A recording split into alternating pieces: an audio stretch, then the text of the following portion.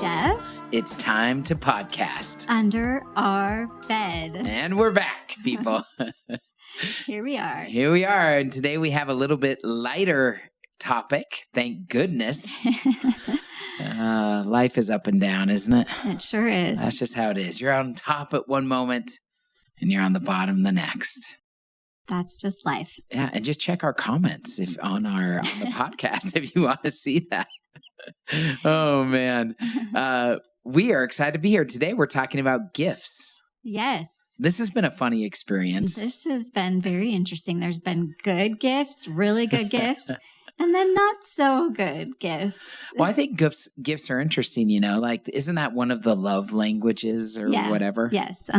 Gifts. I'm not criticizing any people who's, I think my sister maybe is a love language is gifts. Maybe shout out to my sister. But so I'm not criticizing anyone who is. I don't understand that though. I'm not really, I don't know. Gifts don't do it for me. Yeah. What about you? No, I'm not. That's not one of my love languages. Yeah. What are your love languages? Let's see. I think, what's the one about time? Service? Service. Is that one? Yeah. Words of affirmation. Maybe so.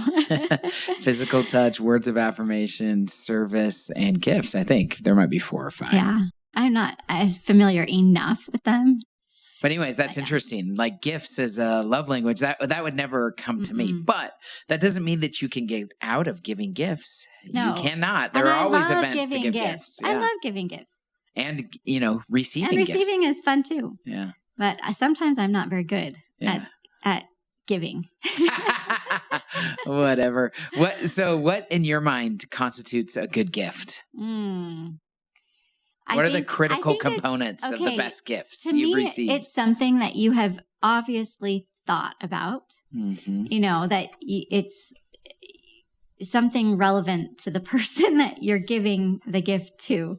And it's been a thoughtful process. And you think, oh, this person would probably really like this. This would be, meaningful to them. So it's more about the process. Or useful. Yeah. Than the outcome. Well, because I think if it's that kind of process, it's usually the person usually likes the gift. Yeah. But so it's the thought that counts. Yeah. This reminds me of the first gifts that we ever received as a couple, like for our wedding. And the different ways that we viewed these gifts. Yeah. I was crazy. I literally loaded up like whatever, I don't know, 20% of our gifts that were like duplicates or we didn't need, including our china, by the way, which I will never be forgiven of. Yes, you're forgiven. Oh, thanks. That's because I bought you china like 5 years ago and you cried. Hey, there was a good gift. That was a good gift. So let me finish this story and then let's talk about the china. Okay. So literally our wedding gifts, again, we're young and have nothing. We're 22 and 23 and poor college students, literally. And, a lot of wedding gifts are duplicate or they're not what you really wanted or whatever the case may be. And I remember like my job for the next month after our honeymoon was like going back and trying to eke out any ounce of store credit or, returns or whatever that we could do. Yep. I wonder how many people do that, by the way, for wedding gifts. Oh, I think a lot. Yeah, that's kind of sad. And it's sad now, at least. But as a Maybe poor college student, not as much now, because now you can give, gift cards and you register online, which is easier. And, I don't know. You can be more specific in your more asks. specific. Yeah, I think. But you can be very specific, which is another interesting thing about gifts. What about this? Surprise, I'm getting married. Here are the gifts you can choose from. Yeah. I very specifically only shop at, I'm making this up, Nordstrom's and I'm not a good shopper, so I don't know what other one to say. But Crate and Barrel. Crate and Barrel. Yeah, I only do Crate and Barrel furniture. Registry for my wedding. Yeah. Anyway, so you did. You took all of. I loaded up our, gifts, what was that? A Ford Taurus, a Mercury Mystique that we had, light blue Mercury Mystique when we got married. And like, I went to Shopko, I went to Walmart, I went to Target and just said, did the rounds. Yeah. Hey, is this from you? I think it is. Obviously some of the things were obvious and we got credit so that we could buy groceries or whatever the case may be, including our china. Yes. So anyways, that's my idea of gifts. I'm kind of utilitarian a lot of times in gifts, which makes it less fun. Yeah, it is less fun. And you do, here's something that you do with gifts that I am used to now, but it did bother me for a long time. You tell me exactly what you want, which a lot of people would love that and say, oh, yay, that makes it so nice and so easy. But I like the surprise of it. You know, I want to surprise you with something that I put a lot of thought into that I think you would love. Yeah. And I don't really get a whole lot of chance to do that. And if I do, the chances of you liking it are very slim. Yeah. Because you do like to be very specific with your gift. You have an expectation and you want it met. Oh, jeez. Okay. I'm generalizing. Maybe that's not true, but no. I mean, that's your experience. That's fine. I have an expectation and I want it met. I think I was more like that, you know, and because when you're starting off as poor college students, you feel like, man, you got to make everything count. Mm-hmm. So I did that, including the china that I took back. But then here was one of the best gifts I think I've ever given. When was that? 5 years ago or 10? Oh, between 5 and 10. Yeah, 5 years ago or so, I surprised Sally with this beautiful china and wrote a note just basically expressing my love and appreciation and asking for forgiveness for making us return our wedding china because we didn't get the full set. We didn't want to finish the set and we needed the money. Yeah. Yep. And I cried. You did. I cried. Why was that gift so meaningful to you? Because it showed that you cared about, you know, that you hadn't forgotten and that you felt like if it was important to me to have china, then you were going to give me china. And I don't know why the china was so important. I think it's just because I grew up eating every Sunday we ate on china. Yeah. And I wanted to do the same thing with our family. It was special, you know, make it special. And so we didn't have china and now we do. And we eat on our china every Sunday. Yeah, now we do it. We do. That was a good gift. I'm not a great gift giver either.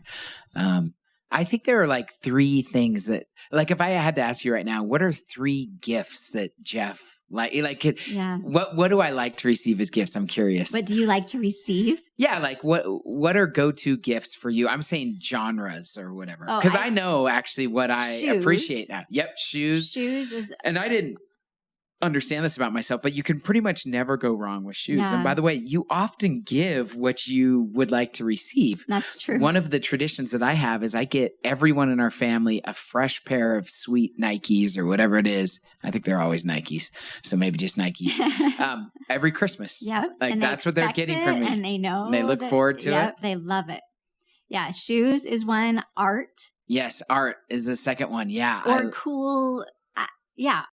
Just cool art. It doesn't have to be like a painting necessarily, but art, you know, a sculpture, a painting, something unique. Yeah. A small memento of something. Yep. Art, something that I can display or reminds me of something. Yeah. Those are the 2 things that come to my mind. You're right. You got me. Now we know each other. The third thing I'd say is like experiences, you know, like, like a trip or I don't know, a gift card or whatever. Yeah.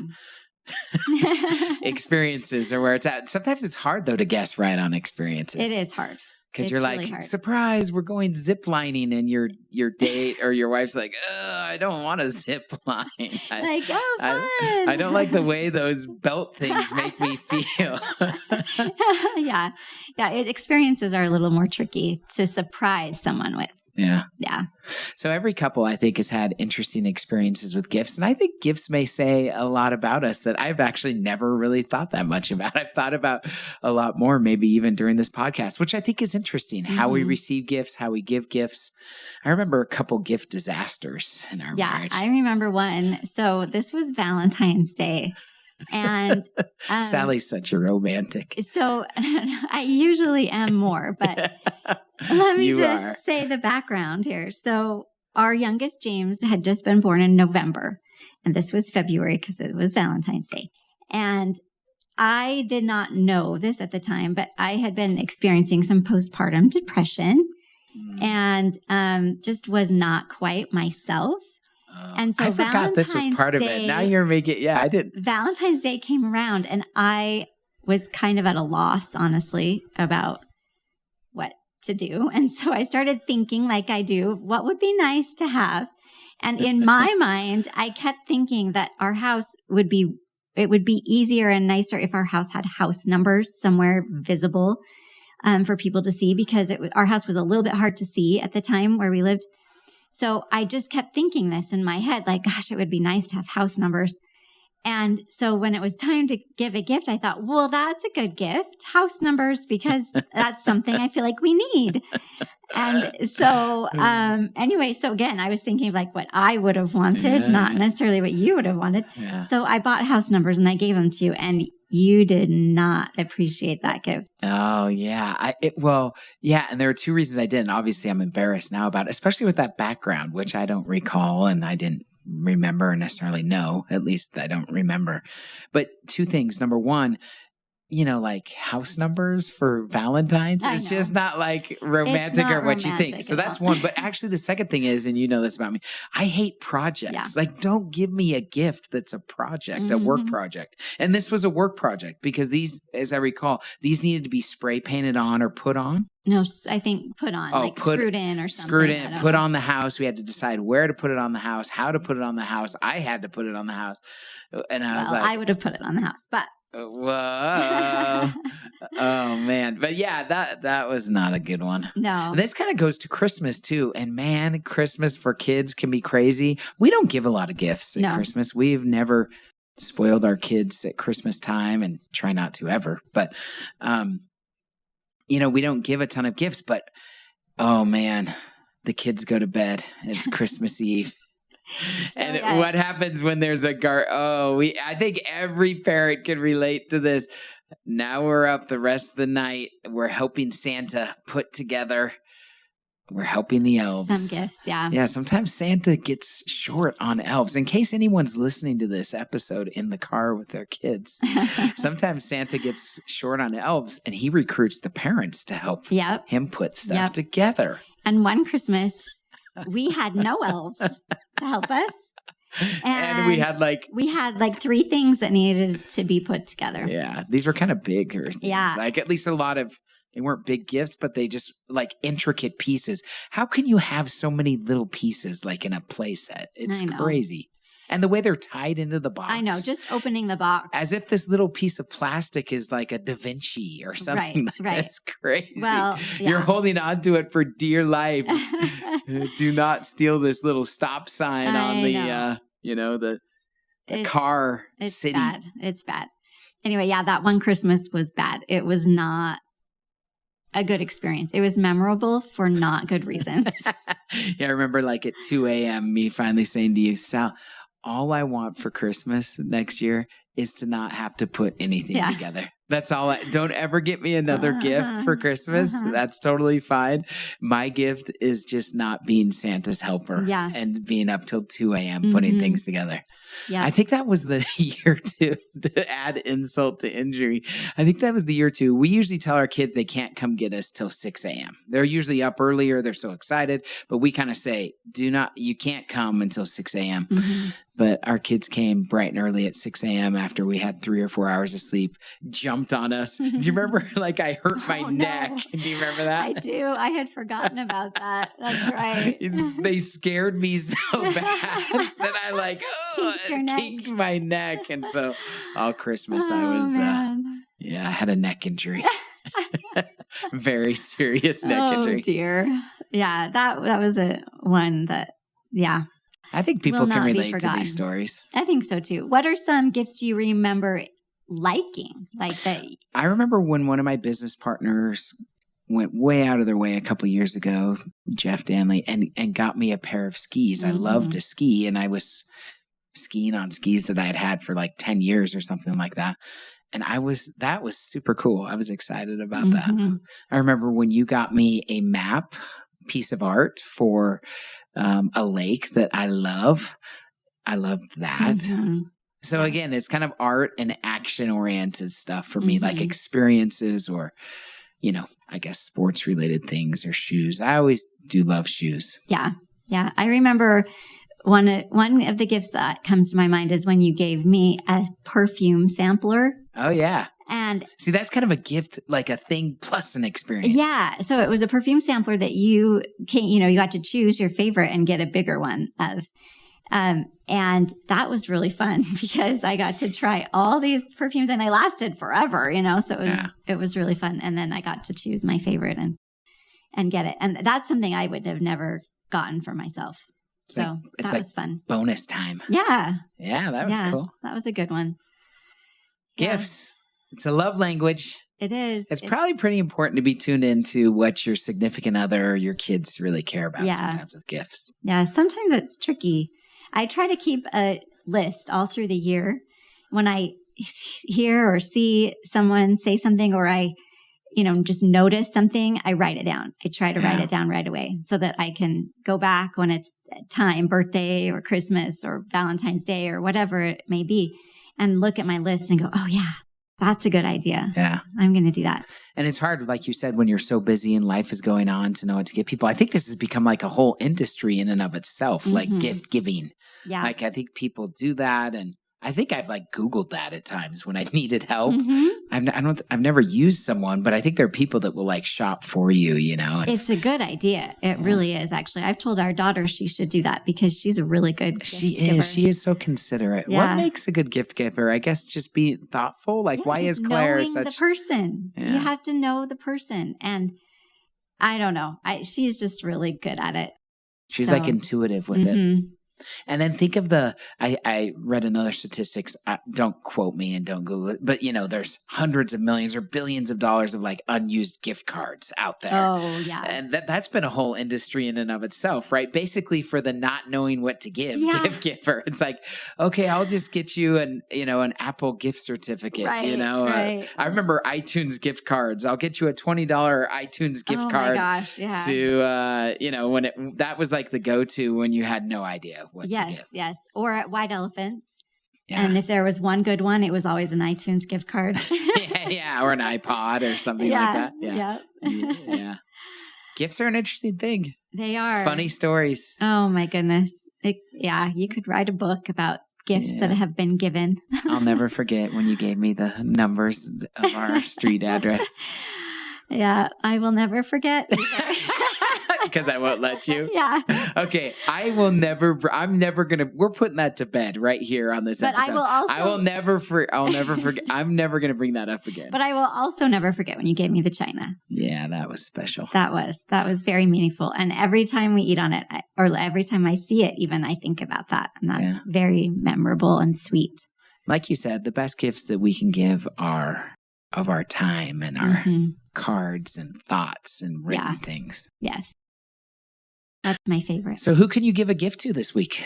Whose week can you brighten? Yeah. Think about the people in your life. Know them, watch them, observe. Yeah, that's something you're good at. And make note. Yeah, and do something that would be meaningful to someone. Give a gift of your time, your expertise. Write a card. Or buy an iTunes gift card, an iPod, a boombox. Or some house numbers. Good night, Sal. Good night. Love you. Love you. Please leave a rating and review for Under Our Bed at your favorite podcast platform. And don't forget to subscribe to the Extraordinary Us podcast with Jeff Burningham as well.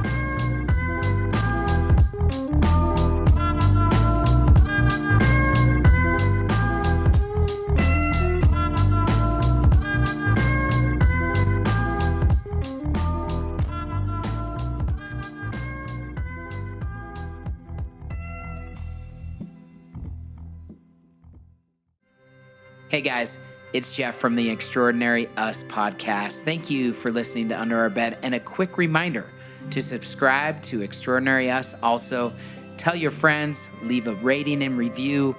We hope that this is uplifting. These stories inspire you and help you understand and realize that no matter our differences, we always have more in common. Let's build each other up with kindness and compassion. We got great guests coming up, including the governor of Utah, venture capitalists, all kinds of interesting people. Look forward to seeing you soon on the Extraordinary Us podcast.